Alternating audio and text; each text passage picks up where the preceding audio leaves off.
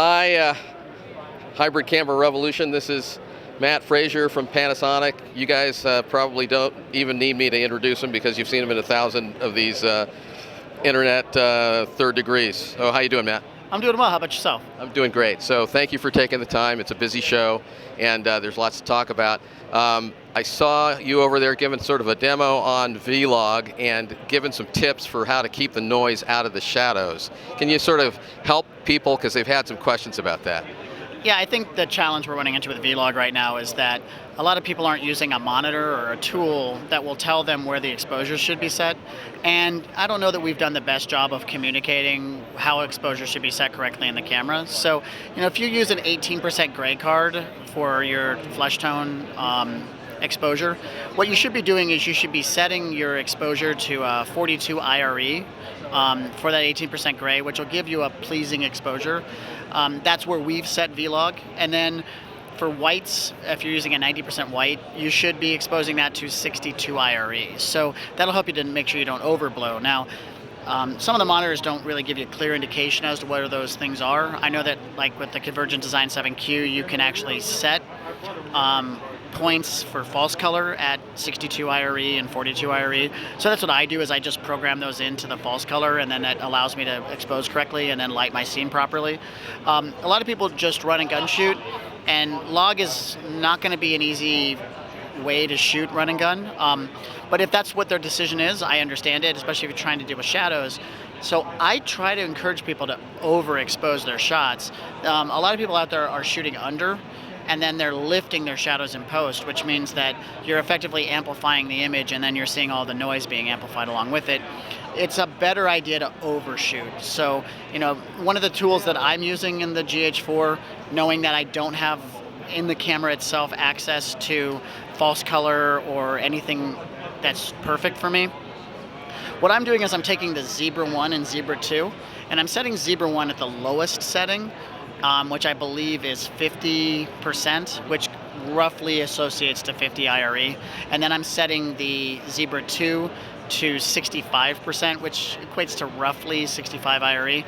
And I'm using those as my guides. And then I'll always just go a little over, because it's easier for me to bring that back in post. And I might overblow a shot a little bit, but I'd rather overblow it a little bit and then hide that noise in the shadows. That's a great free tutorial, so you guys take that stuff to heart. That's good stuff. So are you seeing the increased dynamic range that's been advertised, the 2 stops extra over the stock camera? I am, but it's again, that is a bit of a challenge. I mean, the challenge we're into is you're dealing with an 8-bit codec. So there are times where I see banding when I shoot something if I'm recording internally. It really is ideal to use an external recorder. I know that's not always the most convenient, but it does give you more bit depth to work with, and you're less likely to see banding. I'll be very honest with you. When I record log, I never do it internally. I'm always using an external recorder, but I also do most of my external recorder stuff in log with anamorphic, and so I'm kind of always using a recorder anyways, because anamorphic simply works better with an external monitor, and so I just do the recording there. It just makes my life easier. Very cool. I think that's everybody's dream setup. A lot of my audience are like, they just barely were able to afford the camera. So I'm thinking, that leads me to my next question. Are you thinking about 10-bit internal for the next camera?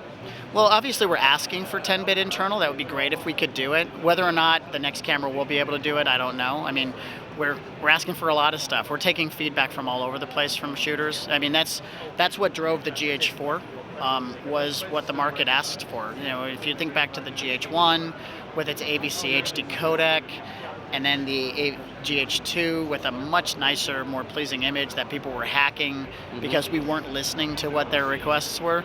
The GH3 really sort of showed people that we were listening to what the market was asking for by putting an all-intra codec into the camera, by giving better control over, exposure. All metal body, the headphone jack. Loved that camera. Yeah, an actual 3.5 millimeter microphone jack instead of 2.5. Right. So then when the GH4 came, that's when we really started doing a lot of listening to the marketplace, and sometimes to the detriment of the design a little bit with things like, the YAG, which was a great device. but unfortunately, it just didn't time well with the external recorders that quickly came out over HDMI. It was really designed for a product like the Key Pro Quad, which everybody was asking, make sure this will record to an external recorder in 10-bit. Well, the only recorder that was really available was the Key Pro Quad. So that's how much we listened. We made an adapter just so people could do that. And that one kind of missed the market a little bit because of the external recorders. So we're always listening to what the market asks for. So the things we're being asked for, clearly we're being asked for a 10-bit codec that's 422 internal. We're being asked for a 14-bit internal. I don't know if that's realistic in this camera. Not in that size camera, no. Yeah, but we are listening. We're certainly investigating whether or not 10-bit makes sense for us, and if the market can really appreciate having it, it's absolutely something on the horizon, hopefully. Fabulous. The other question I would ask is, and I asked this over at the counter, somehow JVC's figured out how to use the micro four thirds mount and put a bigger sensor behind it. Is there any thought at all of preserving sort of your lens legacy and being able to do something with the sensor size? Well, my question to you would be, what do you think about vignetting? Is that something that you could live with? Not without their little cranking the way they crank the crop. I've used the camera and they're cropping in a little bit with manually, and so I can use my Panasonic lenses, or I can crop it out and then stick on a full frame or a APS-C. I can tell you that we're in no way considering doing anything other than a micro four thirds sensor in any of our cameras currently. Everything else is compromising the design of the system. So I know a lot of people would like us to go up to a Super 35 sensor size.